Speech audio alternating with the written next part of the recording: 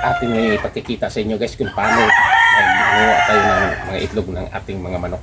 Andito tayo mag-uuna guys, mayroon namang 6 dito, 6 na kabilog. Ito yung ilagay sa ating tray. May tray tayong dala. Sa kabila tayo, dun sa ilalim may 2 naman siya guys.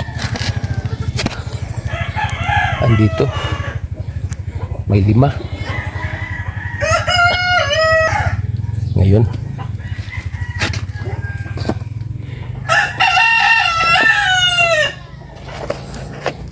So guys, kabila naman may 5, nagtalikod lang sila, at 6 dito sa may bandang likod niya.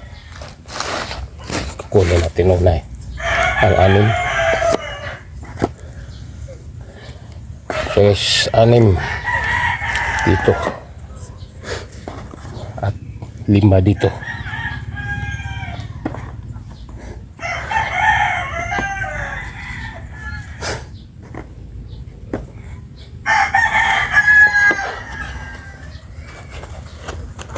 Doon tayo sa kabila, may manok namang lumilimlim.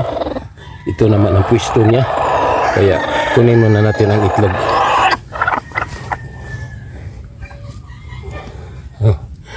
5 dito guys.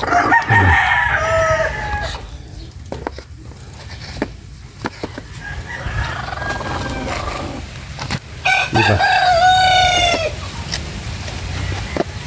Kulang na lang isa. Puno na ito isang tray. Kaya, kabila naman tayo. Mayroon naman ditong 6. Puno na ito guys. Oh. Lagayin lang natin sa ibabaw. So guys, mayroon pa sa kabila ating kukunin.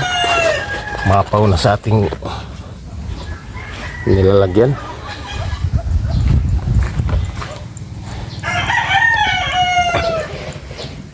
Dito siya guys, may 7, 6 at may isa namang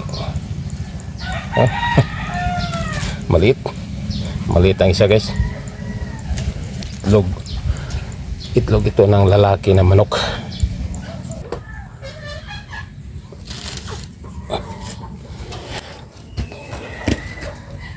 Ito ang ating kukuha ngayon ng mga itlog.